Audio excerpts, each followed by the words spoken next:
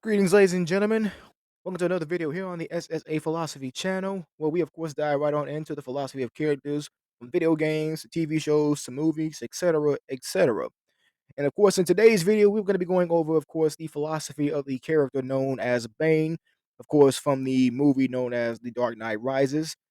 So of course, in this video, we're gonna go on ahead and get started, of course. And if you do like, of course, the content that I make on this channel, and you want to continue to keep seeing more of the content that I make, and of course, subscribe to the channel, like the videos, and also, to hit notification bell, be notified of every video that I make on the channel. So yeah, so with all that being said, let us go right on ahead and let's get started with this. So, of course, as we always like to do on the channel, let's go on ahead and give a little bit of an introduction overall to our character here. Of course, the character known as Bane. So, really, in this gritty, like, say, neo noir world of Christopher Nolan, Christopher Nolan, the director of, the Batman trilogy in this case, where really the heroes they grapple with this sort of moral ambiguity and where the villains blur the lines between chaos and order. Really, it of course merges Bane from, of course, the movie known as The Dark Knight Rises. So, see, Bane, of course, is no, he's not this, typical cackling supervillain with a world-ending device. But see, Bane is really in this case, he is a force of brutal efficiency. He is a really a physical embodiment of destruction with a surprisingly, complex backstory. So of course, every so really even like say shrouded in, mystery. Bane's imposing like say, presence. It really commands attention. And really, Tom Hardy, the person, the man who portrayed this character of Bane, really is a masterclass, really in physicality and barely restrained rage. And really the mask, that, he wears, really it's a mask that he's forced to wear, due to a, childhood injury that really becomes a symbol of, of his own, like, say, shrouded past, and really the constant pain that fills his rage. So, yeah, so really Bane, he isn't really motivated by the wealth or power, but really he's motivated by his drive, because really his drive is far more personal, really, in this case. So really emerging from the shadows, of course, Bane's origins, they're shrouded in secrecy they are. So really we do learn that he was in prison in a, brutal foreign prison, called Pino Duro, a hellhole that pretty much becomes a twisted training ground, and also, just to kind of go off, and really just say, Pina, Duro, basically, what that means, like, in translation is that, pretty much it means a hard sentence, but also, I think there are some mistakes in this case as well too, because Pina is kind of more like say, really in this case, it's kind of more like meaning something that's kind of more like feminine, and Duro overall is like meaning like something else. I mean, pretty because Duro basically what that pretty much means like say something like as as masculine. So really, in this case, I mean, I think it would be more like I guess fitting to probably maybe say like I guess like say, Pina, Pina Dura, since Pina, is, feminine and Duro is, is masculine, meaning and so yeah, pretty much I just wanted to kind of like get that out the way, really just to like, kind of explain that part just a bit there,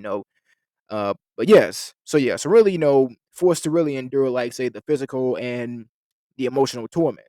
So yeah, so Bane he survives, really through a cruel, like say twist of fate, and really a connection to a mysterious substance, of course, known as venom.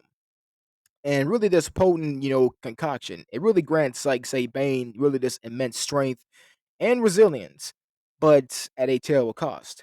Because really, it's really like, say, a dependence that really overall clouds his judgment and it also fuels his aggression. So yeah, so really escaping, Pinaduro, Bane becomes like really say a pawn in the hands of the League of Shadows, a ruthless organization that's led by, the enigmatic Ra's al Ghul. So really Bane, like, he's molded into a weapon, a living instrument of chaos. However, unlike some villains who blindly follow orders, Bane demonstrates like say a cunning intellect, because he understands that the League's methods and their warped ideals, particularly their fixation on, destroying Gotham. But really, here what we see is that we see that there's a seed of doubt. We see that there's a seed of doubt that is planted. So really, is Bane simply a loyal soldier, or does he harbor his own agenda for Gotham's demise? So really, Bane's arrival in Gotham, really it disrupts this sort of like fragile peace established after Batman's disappearance. Because the city, lulled into a false like say sense of security, really is ripe for the taking. And really, with the military precision and the tactical brilliance, Bane orchestrates, of course, a siege on Gotham. He isolates the city, cutting it off from the outside world and really plunging it into darkness. And really, his methods are brutal. And of course, his message clear. And that message clearly overall is that Gotham deserves to be broken. But the thing about Bane is this, the thing about Bane is this, I mean, he isn't just like a master of brute force because he understands, the power of fear and he uses it to manipulate the city's leaders. And of course, he even exposes, like, say, the lie of Harvey Dent's, heroism, shattering, like, say, Gotham's, like, say, fragile sense of hope. So really, this psychological warfare, it really cripples the city's spirit even before the physical assault even begins. So really, as the film progresses, we do get glimpses of really like a different Bane. One who seems, to yearn for a kind of twisted justice. Because see, he really like say he speaks, about restoring balance and freeing Gotham from its corrupt elite. But really, is there a shred of humanity, beneath that mask and really the rage?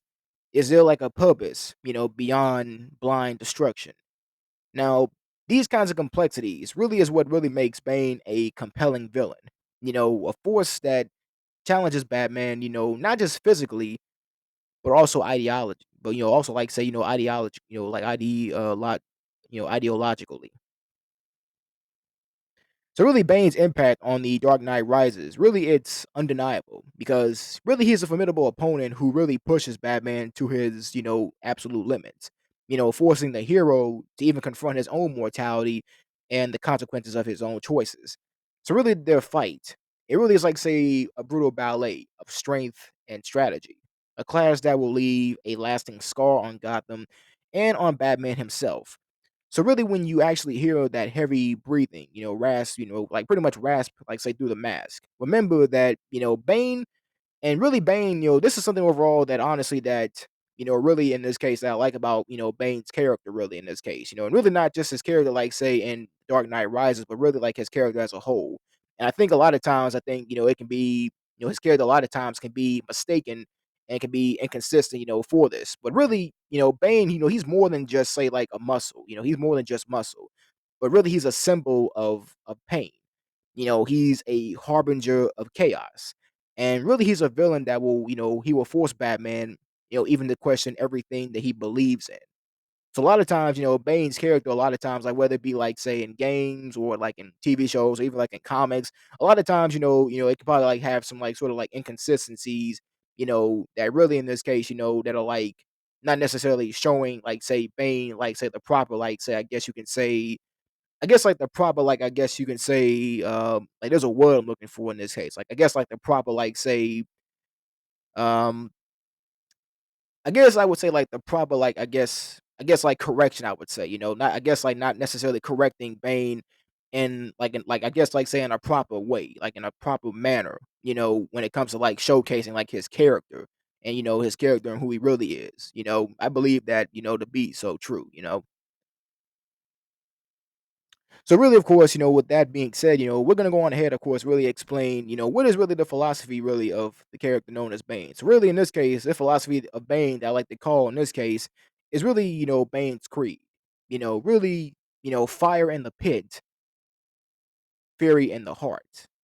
So really, we're gonna go on ahead and really dive, like, say, through the principles, the tenets, really of Bane's, of his creed in this case, his philosophy altogether. So really, Bane, and and like I say, I mean, he isn't like say a typical power hungry antagonist because really Bane, like his philosophy, really in this case, really it's a twisted one, like a twisted, like say tapestry of rage, revolution, and really a warped sense of justice. So really, let's go on ahead and let's pretty much have like say a little bit of a glimpse, into Bane's creed in this case. So of course, the first part we want to go on and cover, of course, of Bane's philosophy really is known something. So really, it's known as something known as the Cradle of Chaos. So really, in this case, what this really means is this. So really, Bane, Bane doesn't believe, in reform, because he believes in catharsis. Because he sees Gotham as a systematical, pretty much as a systemically, corrupt city, a pit from which only complete societal, collapse can bring true change. And really, this part of his philosophy really thrives on destruction, believing that, from the ashes, a new order can be built. So really, Gotham, really is like a festering, wound on the face of civilization. Because the many years of corruption, of greed, and of apathy have birthed an inequality so stark that really it's become a disease. And this, of course, is what Bane believes. This is what he believes, truly is, the true, like, say, cradle of chaos. So really, Bane, he wasn't really born in Gotham's gilded cage, because like he wasn't, born in, because really he wasn't born in that gilded cage, but really in the darkness, beneath it. So really, raised by the League of Shadows, he witnessed firsthand, the city's rot seep into its underbelly. You know, he saw the desperation, the anger, and the simmering potential for violence. And really, in his eyes, he saw that Gotham, in his own eyes, was, really it wasn't a city to be saved, but a system to be broken. So really, when it comes down to this, the crux really of Bane's, like, say, philosophy in this case really is that, true order, it can only be established from the ashes of the old. Because see, Gotham as it stands is inherently corrupt, because its institutions, serve the wealthy elite, leaving the masses, to drown. And really by dismantling, the system, by plunging the city into chaos, Bane believes, he's giving birth, to a chance, for something new. So yeah, so really, this part of his philosophy, it's very brutal. It's one that really thrives on, desperation. Because, he whispers promises of freedom and equality, to the downtrodden, you know, filling their rage and turning them into instruments of destruction. Because really he doesn't offer like a plan, for a better Gotham. Because he doesn't believe that one exists within the current framework. And really, the cradle of chaos really is where a new order, forged in the fires of a revolution, might be born. But the thing is, like there is a darkness, to Bane's idealism. Now, see, he doesn't really seem to care about the cost of his revolution because the innocents caught in a crossfire, the potential for even, like, say, greater, like, tyranny to rise from the ashes. Now, really, these are details that he readily discards. Perhaps deep down, he doesn't really believe that humanity is even capable of anything better anyway. So really, the creator of chaos, it really may birth a new world, or it may simply consume everything in its path. And that for Bane, it seems to be really an acceptable gamble, to him at least. And also another part we want to go on, and of course, really to explain about, Bane's philosophy, really is that, pain is the teacher. So yeah, so Bane's harsh upbringing, in the brutal prison of, Pinaduro, really instilled in him a belief in the power of pain. Because Bane, like, he views suffering as a crucible. He, yeah, really, he views it as a crucible that forges resilience and really a burning desire for justice, however twisted it may be.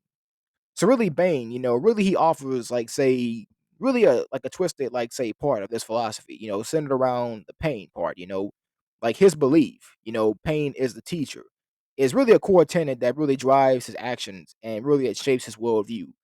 So really, let's go on ahead and really just delve deeper, really into this concept, really altogether. So yeah, so really, when it comes to Bane, Bane doesn't see pain as a negative force, but he sees it as a crucible.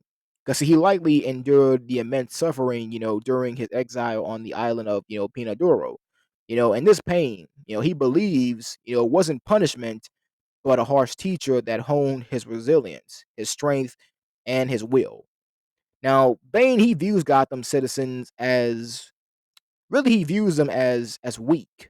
He views them really as weak, as complacent and weak. Their comfortable lives haven't prepared them, like say, for the harsh realities of the world. And by inflicting pain, both physical and emotional, pain actually aims to break their spirit and force them to adapt to a harsher existence. Now, according to Bane, those who've overcome pain emerge stronger. Because he believe, because he may believe that Gotham, needs this harsh lesson to rebuild a society capable of facing adversity.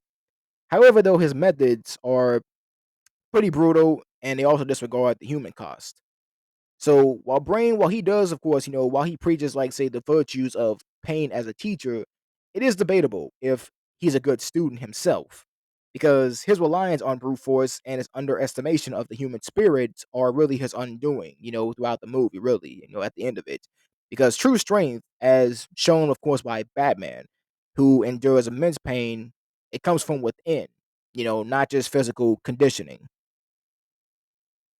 So really Bane's, like this part of his philosophy, really it's a dark reflection of the idea that really, what doesn't kill you makes you stronger.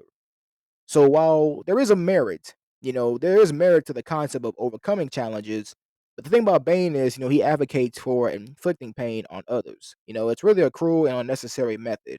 Because really his story, it really serves as a cautionary tale that while hardship can build character, embracing pain as the only teacher, and I mean only teacher, it leads down a destructive path.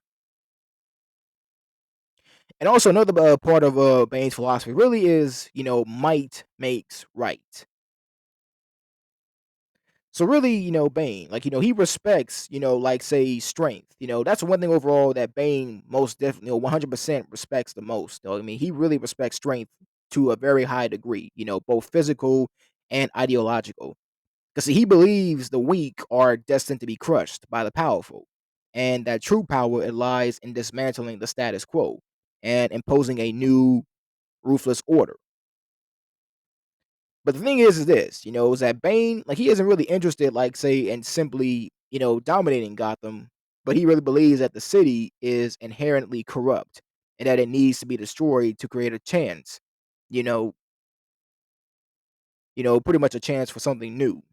And Bane, he actually, incites the chaos, enduring, pretty much empowering the oppressed masses. And really, this aligns with sort of like an anarchist, like, say, view of dismantling, existing power structures. However, it's pretty much unclear, about what kind of order that he actually envisions replacing it with. So really, Bane, himself, he seems really to believe in the inevitability of, like, say, societal collapse, because, like, really he tells, like, Bruce Wayne, really in this case, like, that really there cannot be really, like, say, true despair, without hope. At least in his own thoughts, that's what he, says, if I'm correct on that. But really what this really means here really is that, he's suggesting that, that he uses hope really as a weapon, really to manipulate the people, really in this case, to manipulate people, you know. And really the thing is that while Bane, while his methods, while they are brutal and while they also do rely on overwhelming force, his core philosophy really isn't like simply just, might makes right. But really it's more of, like, say, a twisted form of justice, filled by a belief that the powerful are inherently corrupt and a complete societal breakdown is necessary for true change. And really, another part overall to cover in Bane's philosophy really is that, hope is a delusion. So, of course, we're going to continue pretty much discussing, hope in this case. So really, Bane, like, he understands, like, really, like, say, the seductive power of hope, but he views, but he views it, like, say, as a weakness. Because, see, he believes that offering hope to the downtrodden, merely prolongs their suffering. And true liberation, at least according to Bane, comes from accepting the inevitable and embracing the flames of revolution. Now, really, Bane, he really embodies, like, say, now, really, he embodies a sort of brutal form, of pragmatism, because his core belief, really hinges on the idea that hope is a delusion, you know, that hope is, like, irrational, like, pretty much that hope is pretty much that hope is a delusion, that, that hope is, irrational. you know, a weakness that, prevents people from, confronting the harsh realities of the world. So really, let's dive a little bit more deeper really into this tenet of his philosophy. So really, you know, Bane, like, he views hope, he views it as, an empty promise because, it lulls people into a false sense of security, making them believe that things will eventually get better without any concrete action. So really this, according to Bane, it really allows the powerful to maintain the status quo and actually keep the weak, subjugated. So really Bane, he believes that true change and progress can only come from facing hardship head on. And really, he sees suffering as a crucible, that forges resilience and a will to fight. And so, really, hope in his eyes merely it delays this necessary confrontation. So, really, Bane's experience, really as a child in prison in a brutal environment, it really shapes his perspective because he sees order arising from chaos, but only through a forceful dismantling of the existing system. So, hope for him is a luxury that the downtrodden, cannot afford. So yeah, so really it's very important to note this. So yeah, really it's very important to note this is that really Bane, his philosophy, really it's one that really it's very dark and it's very cynical. It's a very dark and cynical one, because it does highlight, of course, the potential dangers of blind hope, but it also discards the power of optimism and also the shared vision as motivations for positive, pretty much as shared vision as motivators, for positive change. And of course, another part we want to dive right on into, of course, is really the legacy of the broken. Now, what does this mean, really? So the thing is, what this really means is this. So really, Bane isn't motivated, by personal gain, because he acts as, like, say, the instrument of Ra's al Ghul's will, seeking to really fulfill the legacy of the League of Shadows and really enact their brutal form of justice on Gotham. And this warped sense of duty, it really fuels his actions. So really, Bane, like, he views, as I said before, Gotham as, a city inherently broken by corruption. He believes that the wealthy elite, with their extravagant lifestyles built on the backs of the downtrodden, really they have fractured the city's, moral core. So really this corruption that he argues, it really necessitates a violent response, a fire to cleanse the ashes. And really Bane himself, he's a product of hardship, because raised in the harsh environment of Pinadoro, you know, a prison within a prison, he sees strength arising from struggle. He believes that the citizens of Gotham, broken by societal ills, can tap into a hidden resilience and revolutionary fervor if pushed to the brink. So really Bane, he understands the power of hope. However, he views it as a manipulative tool used by, the powerful to control the masses. So really he offers a twisted form of liberation, a descent into chaos that exposes the true depth of Gotham's corruption, shattering any false hope for any fix. Pretty much for an easy fix. So really for Bane, the only, like, say, way to rebuild Gotham is to tear it down completely. He believes that the city's broken state is irreversible, that by dismantling the existing structures, a new order, forged in a crucible of hardship, can emerge. A harsh, potentially brutal order, but one that Bane believes is necessary for true justice. So really, the legacy of the broken really is a part of really it's a part of Bane's, bleak philosophy, because really it thrives on the societal despair and offers a violent path to a dubious new beginning. So really, it's one that really it's ultimately challenged really by the resilience of the human spirit, embodied by Batman and the citizens of Gotham who rise to defend their broken city. So really, Bane, he may see Gotham as a fractured, but even, like, really now he sees Gotham as a fractured mess. But really, even in the cracks, hope and defiance, it can take root.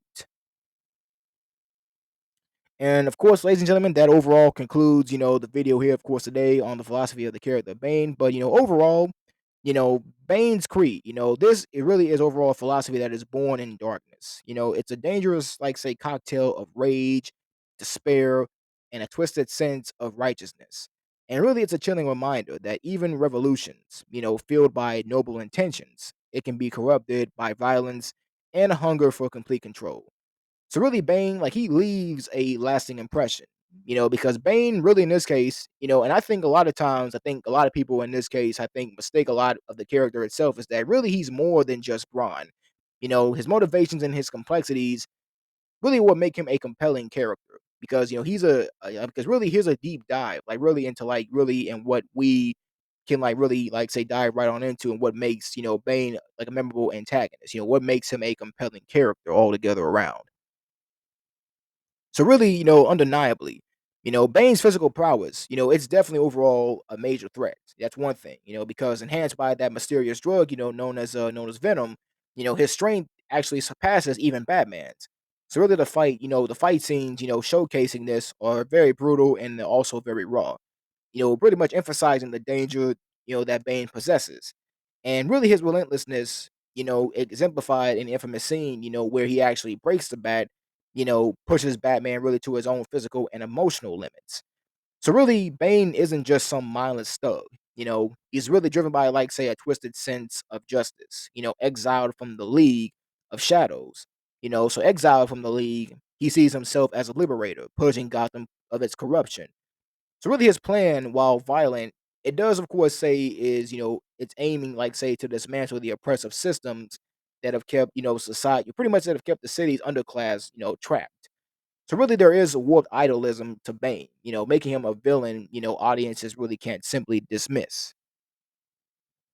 So really, that's the thing about Bane. And really the mask, really the mask of Bane itself. Really it's really more like say than just a mask, but really it's a mask of pain.